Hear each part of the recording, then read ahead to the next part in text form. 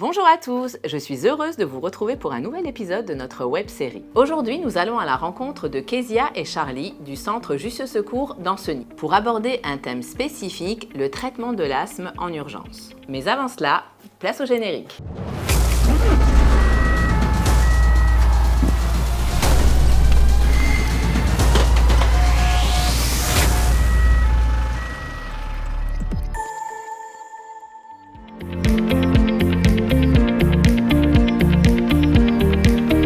Bonjour Kezia, bonjour Charlie. Tout d'abord, pouvez-vous nous expliquer dans quelle situation vous êtes amenés à une aide à l'administration du bronchodilatateur? Bonjour Cynthia, le traitement de l'asthme en urgence est très encadré. Dans le cadre de l'aide médicale urgente devant un tableau clinique de détresse respiratoire chez un patient asthmatique connu, un ambulancier formé sur prescription médicale orale peut administrer une bouffée de bronchodilatateur au patient. Très bien, pouvez-vous nous expliquer la réalisation de cet acte? Bien sûr Cynthia, c'est parti.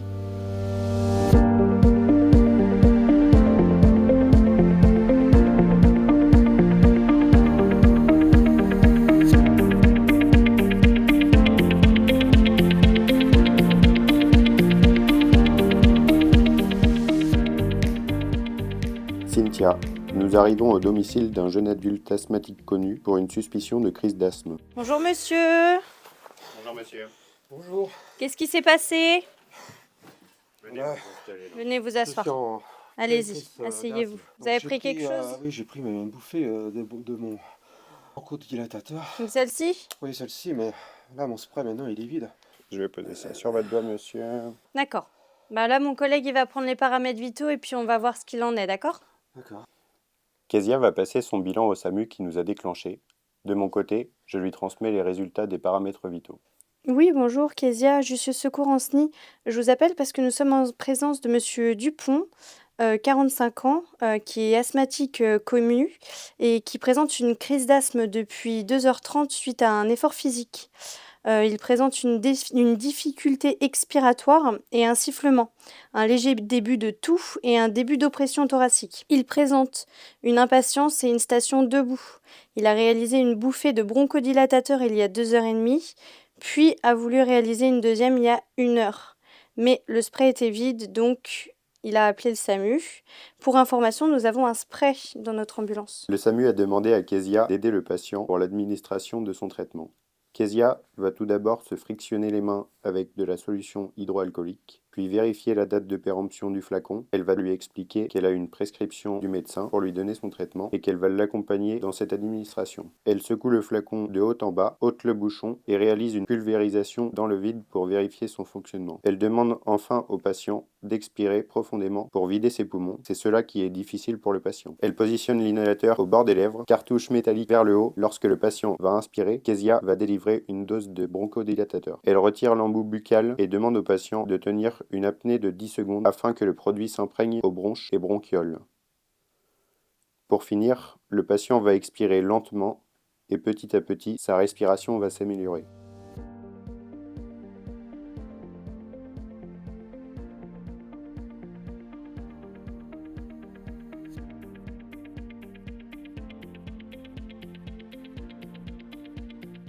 Maintenant, nous allons surveiller l'amélioration clinique du patient ainsi que ses paramètres vitaux. Je laisse Charlie m'informer de la diminution de l'essoufflement, la disparition du sifflement expiratoire et de la toux.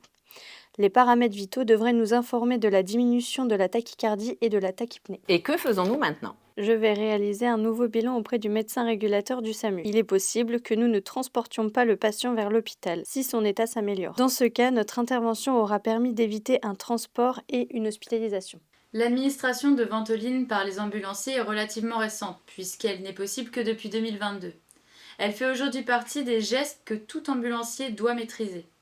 C'est un geste de premier niveau, simple et rapide à mettre en œuvre, qui peut permettre une première amélioration du confort respiratoire du patient. Mais dans la pratique, nous sommes souvent confrontés à des situations où la prise en charge va nécessiter une nébulisation de salbutamol. Là, nous passons sur un geste plus technique, qui s'inscrit dans un cadre précis avec une prescription médicale et des protocoles établis avec le SAMU. L'enjeu, c'est vraiment de bien comprendre cette gradation.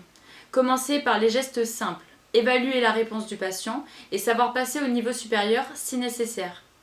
Même si ces situations ne sont pas les plus fréquentes de notre activité, elles nécessitent une vraie maîtrise technique et une bonne lecture clinique. Je vous encourage également à revisionner l'épisode dédié à l'administration d'un aérosol qui complétera utilement celui-ci. Merci pour ces explications. Nous vous laissons revenir dans votre centre ambulancier.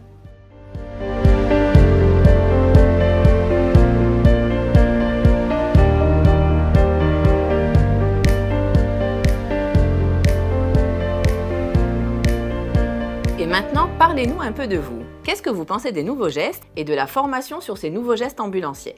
Je trouve que les gestes ils permettent aussi d'être beaucoup plus polyvalents sur le terrain et de pouvoir aussi libérer un peu tout ce qui est service infirmier et soins. Parce que c'est sûr que le fait que nous aussi on puisse avoir des gestes médicaux plus poussés peut aussi, on va dire, relâcher la pression des services médicaux urgents. Je trouve que ça permet au métier d'ambulancier d'être mieux reconnu dans le cadre de l'urgence médicale. Pourquoi êtes-vous devenu ambulancier ? J'ai toujours voulu être dans le secours et dans le soin à la personne. Je ne connaissais pas le métier d'ambulancier avant d'effectuer quelques stages en entreprise d'ambulance. Ensuite, j'ai été embauché et passé mon diplôme d'état ambulancier. C'est un métier qui n'a pas de routine et qui est très polyvalent. On change tous les jours de mission, que ce soit des transports programmés ou alors de l'urgence. Depuis toute petite, j'ai toujours été baignée dans le monde de l'urgence et du service à personne et je voulais continuer dans ce milieu-là. Donc j'ai cherché le juste milieu et j'ai réussi à trouver ce métier qui est très polyvalent, où c'est énormément diversifié, on voit tout le monde et puis l'approche n'est pas la même et on a vraiment la sensation d'utilité en fait envers les personnes qui en ont besoin. Merci à toutes et à tous d'avoir suivi ce tuto. Qu'avez-vous pensé de cet épisode ? Quel autre geste métier aimeriez-vous retrouver ? Écrivez-nous dans notre section commentaires. N'oubliez pas d'activer la cloche pour ne pas louper le prochain épisode. Abonnez-vous et moi je vous dis à très bientôt. Ciao ciao !